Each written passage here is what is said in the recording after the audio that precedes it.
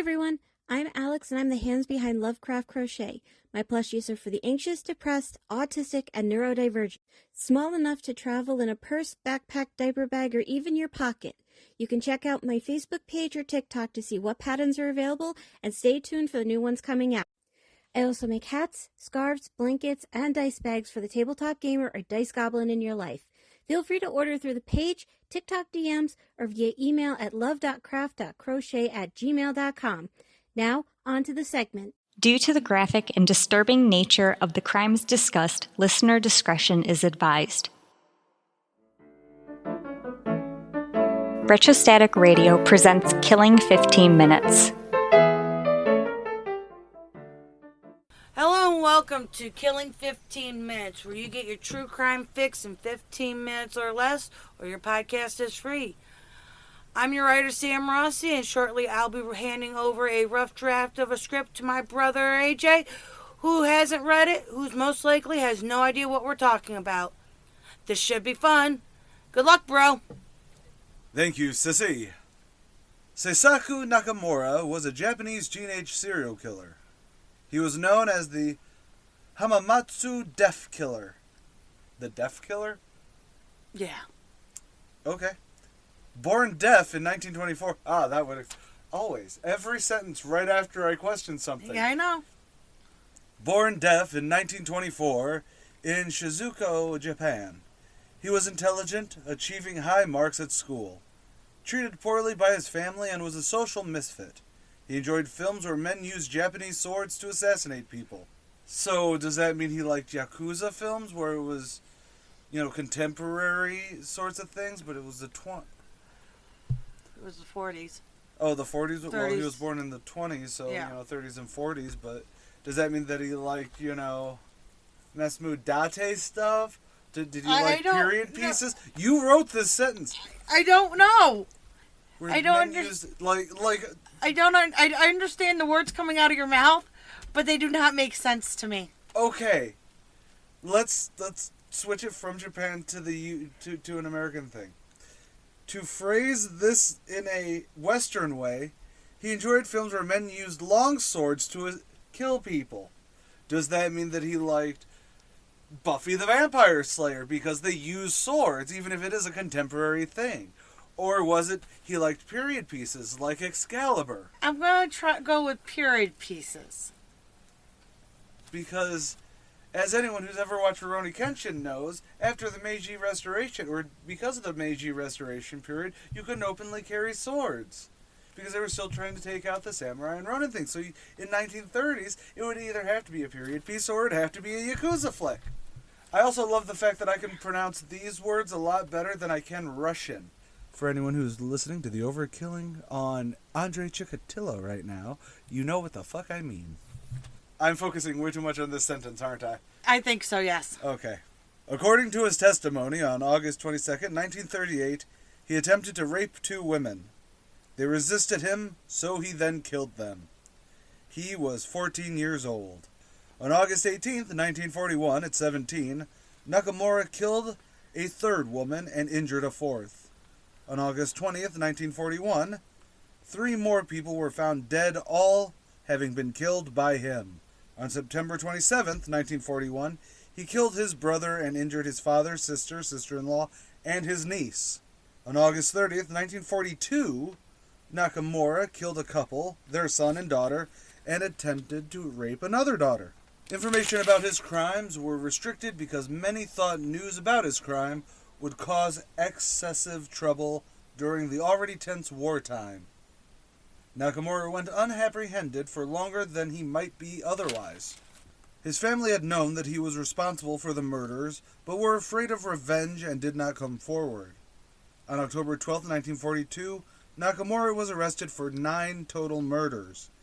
He confessed to the first 2 murders, and on November 11, 1942, his father committed suicide. Nakamura was tried as an adult under the wartime law. Doctors claimed he was not guilty by reason of insanity. The trial proceeded, and he was executed shortly thereafter. The book Youth Crime in Pre-War Japan discussed this incident. The book was published in October of 2007. Page and a half? Page and a half. Okay. They didn't give me much, but it was interesting, and I figured you could actually pronounce some of it. I could. However, that now means we have 10 minutes to fill. Well, we can have a short episode. We can, but there's actually something I do like discussing, especially in the 40s period, because it was something similar we saw globally. While obviously Japan lost the war, Yep. however, in the early 40s, that's not exactly a thing. No. It's not.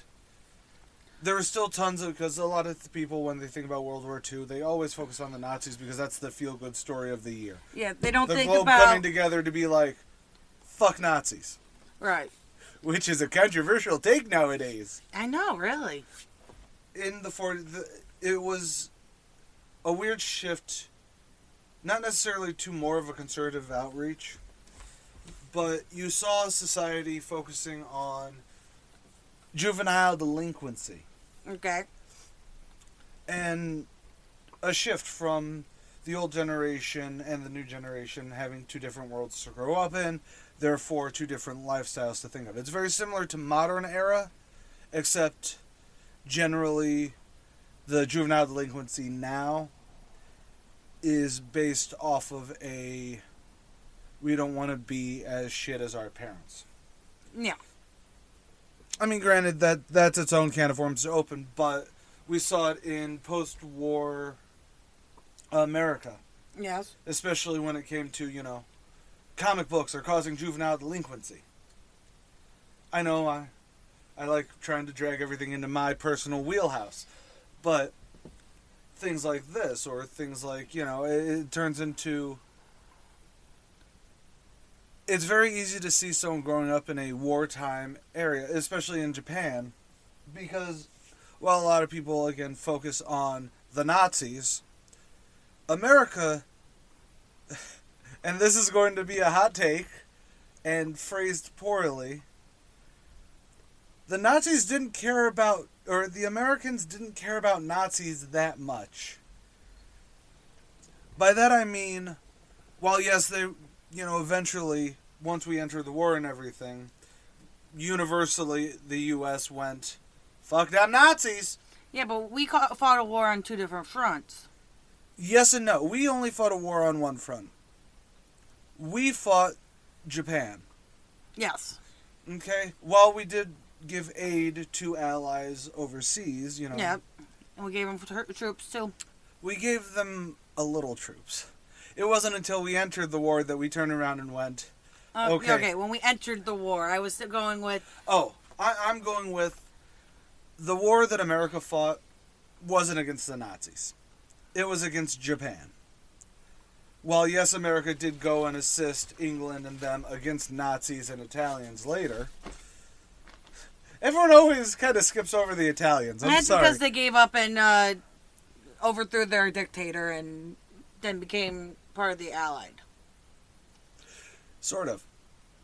But that's a different history take, so... Well, it is. So anyways. But anyways, and what a lot of people, I think a lot of people, when they think about a Japanese war front, they still think of it in a European theater mindset. With the trench, granted... With trench warfare and everything like that. I know, trench warfare was more World War I, but they think of things like Stalingrad. They think of war-torn cities in the European theater. Where Japan took over islands and took over parts of mainland China. We're not talking about the Sino-Japanese war here, sister. But the rape of Nanking is also a very big thing that a lot more people should talk about. But anyways, what I'm trying to say is we bombed the fuck out of Japan. You know how, and this is where, here's a hot take. We bombed Japan, we fucked Japan in a similar way that the Blitzkrieg from Nazi Germany fucked England. Because we couldn't really send troops, and anyone who's looked into history, yes, we would never have sent troops because that would have been a fool's errand of just wave after wave of our own men to go die. And that was, but that's That's its own hot take about why the nukes kind of needed to happen. And then a lot of people say, well, no, they didn't. Well, yes, they did. Anyways, so, especially youths around that time, they were getting shortages of everything. They had, they were being bombed out. They were being firebombed. They were, you know what I mean? There was so much stuff that you can't look at this case and be like, oh, it's just a serial killer mind. It's that unsubbed train track. Right. That we bring up on several... I bring up and you look at me like that. Stop looking at me like that.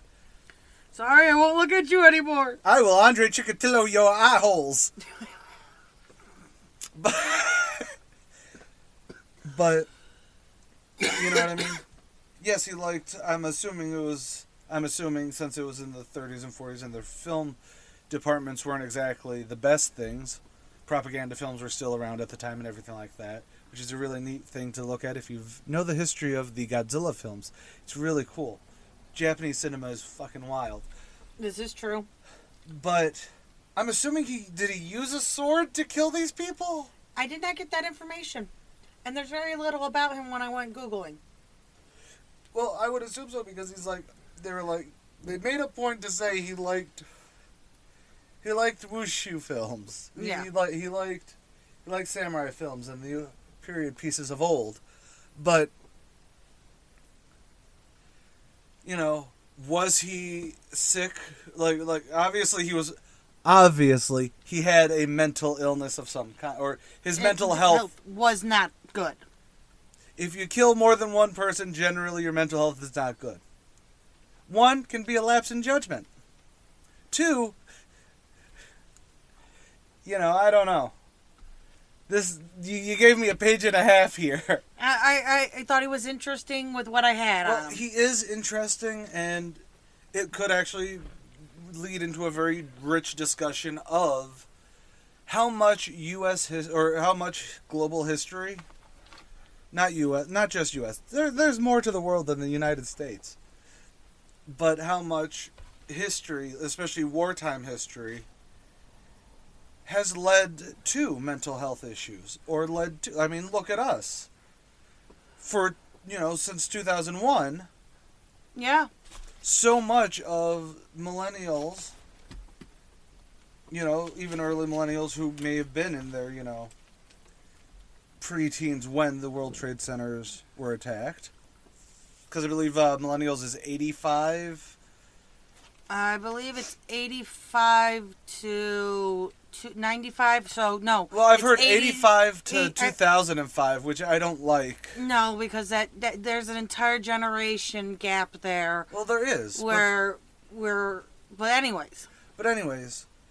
Where that's totally a reason that a lot of millennials do care more about, they have their set ideologies. Yep. And some people, and a lot of psychologists have said, especially from the 2001 to 2005, time period. That time period where we were fully, invested. Versus, 15 years later, because it was a 20-year fucking war. Yep. That it painted a lot of different things. A lot of people wow, it's why some people have this ideology, have a notion that there is such a divide. Right. Because, especially for wartime things, you will always have the liberal side, or, the progressive, or you know what I mean? That side versus a more conservative view of that, because now it is a spearheaded psychological thing. Right. Now your parents who, without the war, may never have brought up their views on Saudi Arabia or the Middle East or anything like that, now we're talking about how bad it is, in a positive or negative light. Correct. Yeah, I know this one is kind of all over the place, but when it comes to limited information, you have to exposit, and this is for anyone into research. I love my research. My sister is good at research, with an asterisk, because I go balls to the wall research. Yeah. But when there's limited information, it is only possible to... It is more easy to come up with your own headspace about limited research. It's why when we did the Thuggy one and all you gave me was, well, this one dude from the East India Company... Yes, you're right. Yes, you're right. I should never have gave you Thuggy. No, that's not it. It's one of those, okay, now we have this bit of, we have this information. What can I extrapolate from it? Right. The less information you have, the more broad the extrapolation kind of has to be if you have to extrapolate. Makes sense. How about we close out? Okay, we're going to close out by saying that was a page and a half. I actually thought it was interesting. Yeah. And go check out Overkilling. Please check out Debunking when we have that up. More information on that on our social medias. And please consider being a patron over on patreon.com / killing 15 minutes. I believe so. Because then you get to choose who we get to extrapolate information on. And please, make sure they have some meat to them so we don't ramble. And by we, I mean me. I'm Sam Rossi. And I'm AJ Carey. Later, y'all. Killing 15 Minutes is hosted by Arthur Carey, with scripts written and researched by Sam Rossi. If you like this episode or want to stay updated on this series, consider following Killing 15 Minutes on Patreon or Retrostatic Radio on all major social media platforms. Good night and God bless. You're watching Retrostatic Radio. Wheel of Random is turn, turn, turn. Tell us the 15 minutes we shall learn. I'm Sam Rossi, writer and co-host of Randomly 15 Minutes, where the wheel of randomness gives me the topic and I write about it. I'm Megan Klodnicki, and I'm the host of Randomly 15 Minutes. I cold read what Sam writes and learn in real time about a random topic. You can find us on all major podcast platforms and YouTube. Follow us on Facebook at Randomly 15 Minutes to get more random facts.